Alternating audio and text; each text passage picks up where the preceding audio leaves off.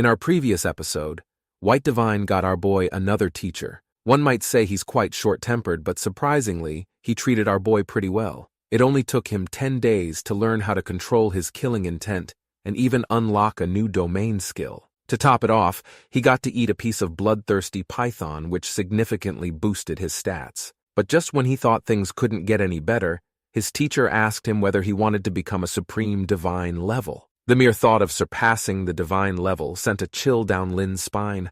Would that literally mean becoming even stronger than his teachers? He gulped at the idea, but the hesitation lasted only a moment before his gaze turned firm. He might still have some fear, but he was willing to take the risk.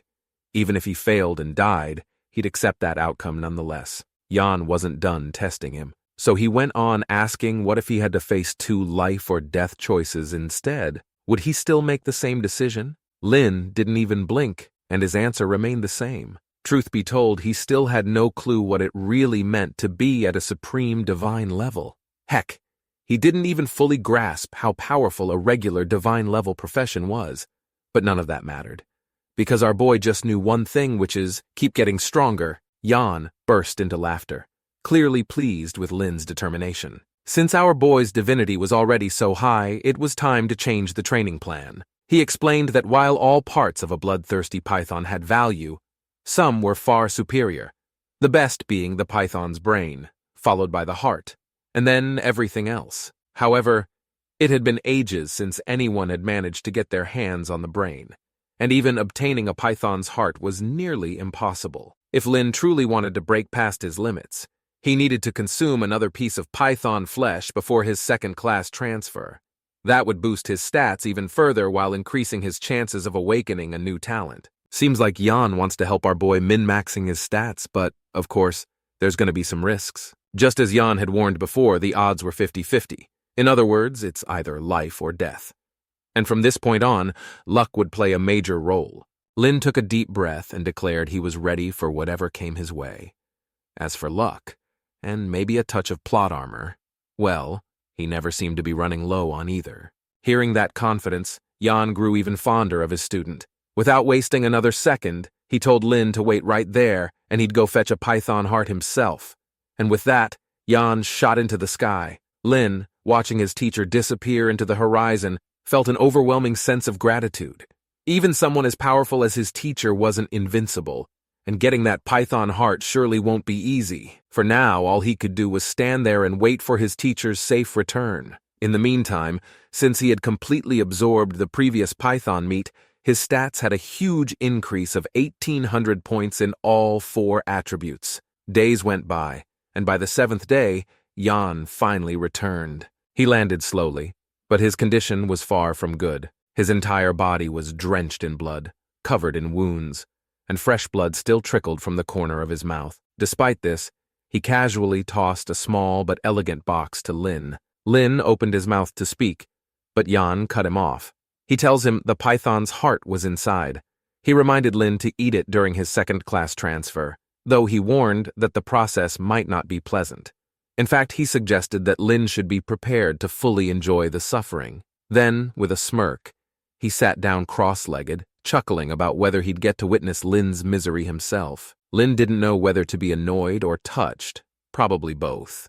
But before he could say anything, Jan suddenly turned his head, his expression shifting slightly. With a hint of amusement, he muttered, "Why are those guys here?" Lin followed his gaze, but sensed nothing unusual. Jan explained that a few old fossils from the Empire had arrived. Most likely they were here for the python's flesh to make more of the miracle elixirs. Unfortunately for them, he had just finished fighting the bloodthirsty python, meaning the beast was likely still fuming. Seems like those old fossils were probably in for a very bad day. A grin spread across Jan's face, clearly entertained by the thought. Just then, energy surged around Lin, wrapping him in a protective barrier. The next thing he knew, they were rocketing into the sky. Lin had always imagined what it would be like to move at the speed of a divine level, and now he got the chance to experience it. Even with Jan's energy shielding him, he could barely keep his eyes open. Meanwhile, not far away, a massive ship was slicing through the sky at high speed. Several elderly men in long robes stood aboard. Jan pointed them out to Lin, saying these were the Empire's elders of the Grand Council. Curious, Lin asked if they were all divine-level professionals.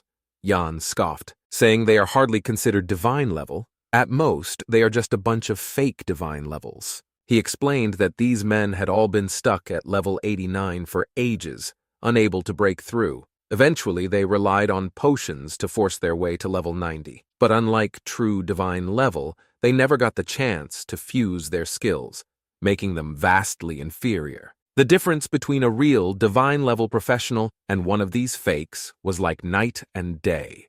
A single true divine level could easily crush dozens of them. As Jan spoke, he brought Lin down, landing smoothly on the deck. The elders, upon seeing him, immediately greeted him with deep respect and referred to him as Lord Berserk. Jan casually waved a hand, telling them to relax, saying he was just here to let his disciple watch the show. At the commotion, a girl walked towards them. With graceful composure, she bowed toward Jan, introducing herself, saying how she had often heard her father speak of him. This was Princess Yao, the youngest daughter of the Empire's ruler. Jan didn't seem the least bit impressed. He even asked why her father kept bringing him up. Was it to remind everyone how he had beaten the man so badly back in the day that he was crying for his parents? That was enough to make things a bit awkward. She quickly clarified that her father had always spoken highly of Jan, calling him the pillar of the Empire. Jan wasn't here for small talk, and he quickly figured they were here to get bloodthirsty python meat for the girl. Not that he cared. He had no intention of interfering. He tells everyone they can go handle their business while he and Lin just sit back and watch. But Yao's attention had already shifted elsewhere. She was eyeing Lin curiously. He looked about the same age as her, yet he was already the disciple of Lord Berserk. Before she could dwell on it, a sudden shift in the air caught everyone's attention. A powerful energy fluctuation rippled through the area, followed by a distinct hissing sound. Jan casually warned the group, and they'd better be careful. This was Lin's first time laying eyes on the beast, and it was nothing short of terrifying. The creature was massive, its body covered in thick, impenetrable scales. Unlike an ordinary snake, it had clawed limbs beneath its body. It was then that his teacher told him to watch carefully. Moments later, the ship's protective barrier activated. Then, in a flash, several concentrated energy beams shot out from the ship, striking the bloodthirsty python with pinpoint accuracy. The python's massive body shuddered violently. However, the python was quick to retaliate, its massive tail whipping through the air like a battering ram, striking heavily onto the ship. The barrier held strong, deflecting the blow, but the sheer force still sent a tremor through the entire ship. By now, Lin finally realized this was the real power of a divine-level creature. And the scariest part? He couldn't even keep up with its movements.